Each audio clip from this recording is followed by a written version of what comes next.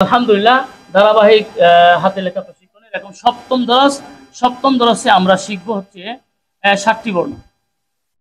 এই 60টি বর্ণ কিভাবে তৈরি হয় তা আমরা দেখার চেষ্টা করি।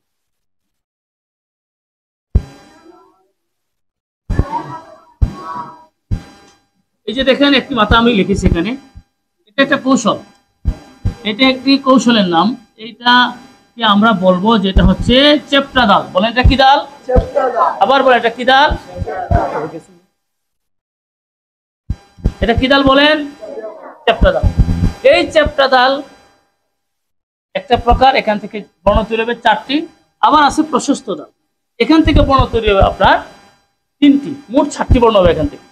চেপটা দাল দিয়ে কিভাবে বর্ণগুলো তৈরি হবে এবং এই প্রশস্ত দাল দিয়ে কিভাবে কথাগুলো তৈরি হবে, এই কথাগুলো আমাকে বলতেও কষ্ট লাগে এবং অনেক সময় বলতে সাহস করতে পারতাম না, যে কথাগুলো বলে জাতি মানবে কিনা ইত্যাদি অনেক সমস্যাই ছিল। আলহামদুলিল্লাহ এখন সবাই মেনে নিয়েছে। এই কথাগুলো বাস্তব বাঙালি ছাত্রদেরকে লেখা শিখতে গিয়ে বাংলাদেশের সাথে সম্পৃক্ত শব্দ করতে পারি তাহলে সহজ। এখানে দাল দেখেন, এই যে টিপসটা, এই টানটা একটু কি বেশি লম্বা, এটা একটু কম তুলনামূলক। এবার টান দিলে এখানে কাটা যাবে, এখানে টান দিলে এখানে কাটা যাবে। এটাই আমাদেরকে শিখতে হবে। এই হরফের মূল অস্তিত্ব এই জায়গাতে নিহিত। অনেকে অনেকভাবে লেখার চেষ্টা করবে, হবে না। যত সম্ভব তার রুলের উপরে যদি আমরা না আসি তাহলে সম্ভব না। তো রুলের মধ্যে আসতে গেলেই আপনাকে এই চ্যাপ্টা দালটি তৈরি করতে হবে। এই চ্যাপ্টা দালের পরে হবে পেট। এই যে পেট দিলাম, অন্তস্থ জ হয়ে গেল, অন্তস্থ হয়ে গেল।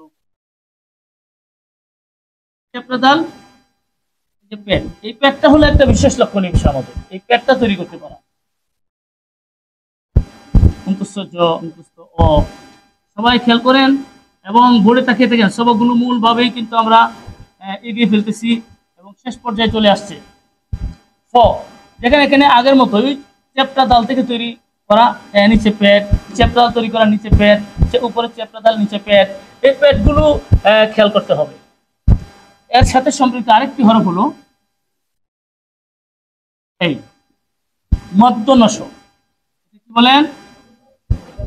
আবার দেখেন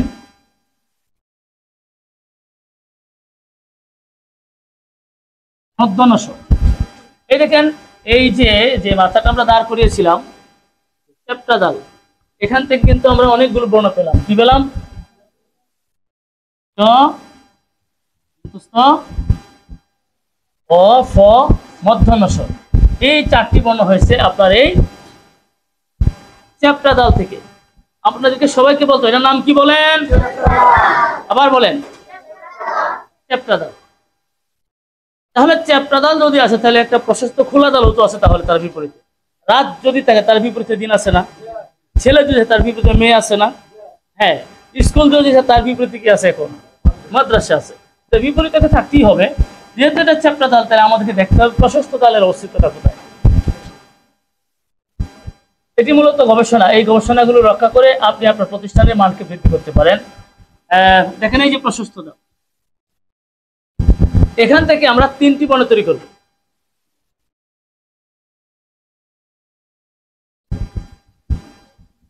এই দেখেন এই জায়গা থেকে এই জায়গাটুকু, এটা হলো প্রশস্ত দাল। যদি আমরা আপাতত কিছু করে মুছে দিয়ে দেখেন, এই যে প্রশস্ত দাল রয়ে গেছে এখানে। প্রশস্ত দালের অস্তিত্বটা হলো উপরের দিকে, এদিকে একটু বেশি হবে, এদিকে একটু কম হবে। এগুলো কিন্তু মূলত প্রশস্ত দাল। এই যে মাথাটা থেকে এখানে যদি আপনি মাথা বসায় দেন আর পেট দেন, তাহলে কি হয়ে গেল? খ হয়ে গেল। এটার নাম কি? খ। আবার দেখেন এখানে যদি আপনি এই মাত্রা বসেন, তাহলে এখন কি হয়ে গেল? খ হয়ে গেল। আমরা কিন্তু কখনো ভাবতে পারি না যে এখানে একটি মাথা পরিবর্তন কি হয়ে যায়, অক্ষরটা চেঞ্জ হয়ে যায়। আর একটু দেখাই, দেখেন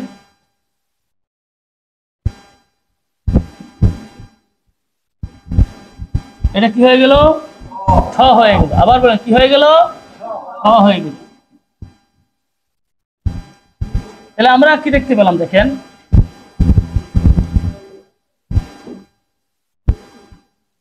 অ, অ, ট, এগুলো তৈরি হয়েছে এই প্রশস্ত দাল দিয়ে। এই প্রশস্ত দাল দিয়ে কি তৈরি হলো? এই 3টি বর্ণ আমরা দেখতে পেলাম। হ্যাঁ, এই বিষয়গুলো আমাদেরকে আন্দোলিত করে যে এক একটা কোণা বের করা, এক একটা কোণা থেকে আলোচনা করতে পারা, এই আলোচনাগুলো আমাদের পথ দেখায়, রাস্তা দেখায়। সেই রাস্তা থেকে কিন্তু আমরা অক্ষরগুলো তৈরি করে বাংলা ভাষার মধ্যে একটা পরিবর্তন এনেছি, বাংলাদেশের মধ্যে বাংলা এই লেখালেখির জগতে। আজকে আমাদের লেখা স্কুলের ছাত্ররা, স্কুল পরিচালক তারাও কিন্তু গ্রহণ করছে, শুধু মাদ্রাসার ভিতরে নয়, স্কুলও গ্রহণ করছে। বাংলাদেশে একটা বড় পরিবর্তন এসেছিলেন, চকের লেখা দিয়ে একটা বড় চমক দেখিয়েছেন আমাদের কারি বেলায়েত সাহেব রহমতুল্লাহি আলাইহি। সেটা ছিল চকের একটা চমক ছিল। সেই চকের লেখাটা একটা জায়গায় সীমিত, সেটা হচ্ছে নুরানির একদম প্রথম বর্ষে, একদম যারা নাকি মাতৃভাষা থেকে আসে তাদের জন্য।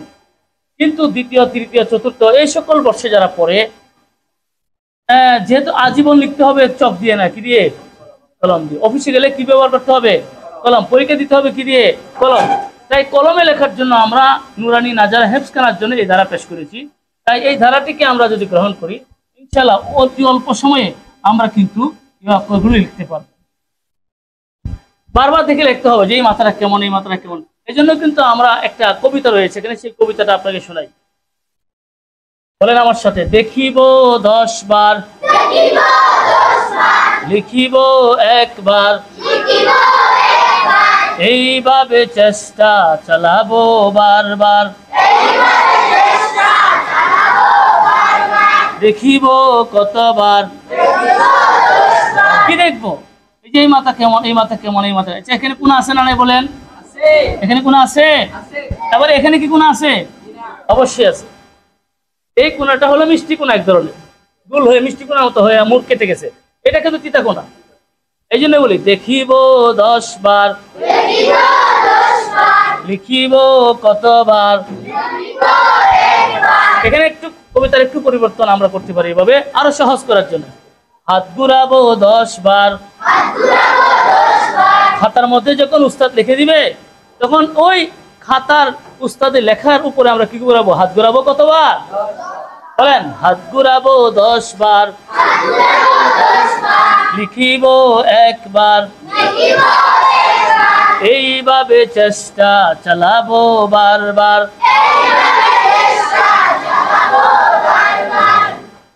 আমি এখানে যা দেখালাম এটা কিন্তু আপনাকে সোজা লেখাটা দেখালাম, বাঁকা লেখাটা এখন আমি দেখাবো। এখানে ওই সোজা লেখাটাই বাঁকা লেখা হয়ে যাবে অটোমেটিক ভাবে। খেয়াল করে দেখেন,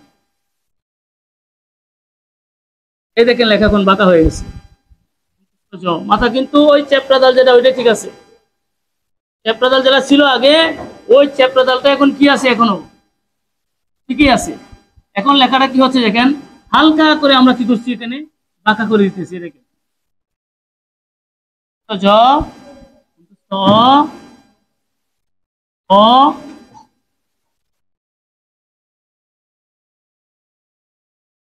এখানে অক্ষরটা হালকা বাঁকা হয়ে আছে। হালকা বাঁকা বুঝতেছি না আমরা? বাস বাঁকা লেখা হয়ে গেল এখান থেকে। এই এই যে সাইডটা, এই যে সাইডটা আমরা বাঁকা করলাম, দেখেন এটা সোজা রূপটা কেমন ছিল? এটা ছিল সোজা রূপ। এই সোজা রূপটা এখন কি হয়ে গেল? বাঁকা হয়ে গেল। আপনারা খেয়াল করে দেখেন কিভাবে লেখাটা বাঁকা হচ্ছে। এই বাঁকা লেখাটা কলমে খুব দ্রুত চলবে। একইভাবে আমরা আরো কয়েকটা বর্ণ দেখিয়েছি আপনাদেরকে, বাঁকা লেখার আরো কয়েকটা বর্ণ, যেটা হলো চ্যাপ্টা দাল থেকে তৈরি হয়। এটা তো চ্যাপ্টা দাল থেকে, ওইটা তৈরি হয়েছিল প্রশস্ত দাল থেকে। একবার দেখে লেখাটা কেমন হলো? সোজা না বাঁকা? ভালো করে বলেন, সোজা না বাঁকা? সোজা না বাঁকা? সোজা না বাঁকা? বাঁকা। লেখাগুলো এখন আপনার নতুন একটা ফ্রন্ট হবে যদি আপনি লেখা এবার ঘুরে ফেলতে পারেন। মাশাআল্লাহ, আমাদের এই ছাত্রগুলো লেখাকে কিন্তু পরিবর্তন করে লেখার তারা বাঁকা ফ্রন্টটা শিখে ফেলছে। কারণ বাঁকা ফ্রন্ট হলো কলমে দীর্ঘদিন থাকে। বাঁকা ফ্রন্ট কলমে কি থাকে? দীর্ঘদিন থাকে। আমরা এই সবাই কথা শুনেন, আমরা অনেক সময় কাপড় কিনি, কাপড়ের রং চলে যায়, চলে যায় না? কাপড়ের রং চলে যায়। আবার কিছু কাপড় আছে, কাপড় ছিঁড়ে যাবে কিন্তু রং যাবে না। এরকম কি দেখছেন আপনার কাপড়গুলা? ঠিক এই হাতে লেখার মধ্যে বাঁকা লেখা হলে এমন একটা লেখা, মানে আপনার কলম ভেঙে যেতে পারে যদি লেখা আপনার কলম ঠিকই থাকে। বাঁকা লেখা যাবে না। বাঁকা লেখা কলম থেকে হারায় না। বলেন, বাঁকা লেখা কলম থেকে হারায় না।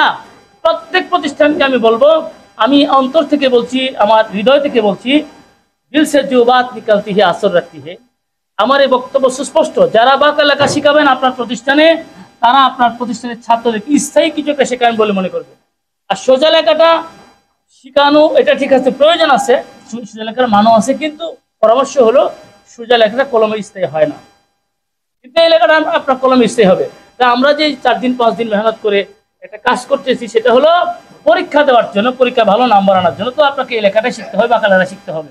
হালকা করে একটু যদি আড়াল করে দেন, বাঁকা লেখা হয়ে যাবে। তাই আলমারের হাতে লেখা একাডেমি থেকে যদি আপনার প্রশিক্ষক নেন, আমাদের থেকে লেখা আপনি গ্রহণ করেন, তাহলে আপনার প্রতিষ্ঠানের ছাত্রদেরকে আমরা সঠিক পরামর্শ দিয়ে সঠিক একটা জিনিস আপনাকে শেখাতে পারি ইনশাআল্লাহ। এবার আমরা এই সবকটা এখানে শেষ করব। সবাই আপনারা আমাদের বই এবং খাতা দেখে দেখে অনুসরণ করেন। জাযাকুমুল্লাহ, আহসানুল জাযা।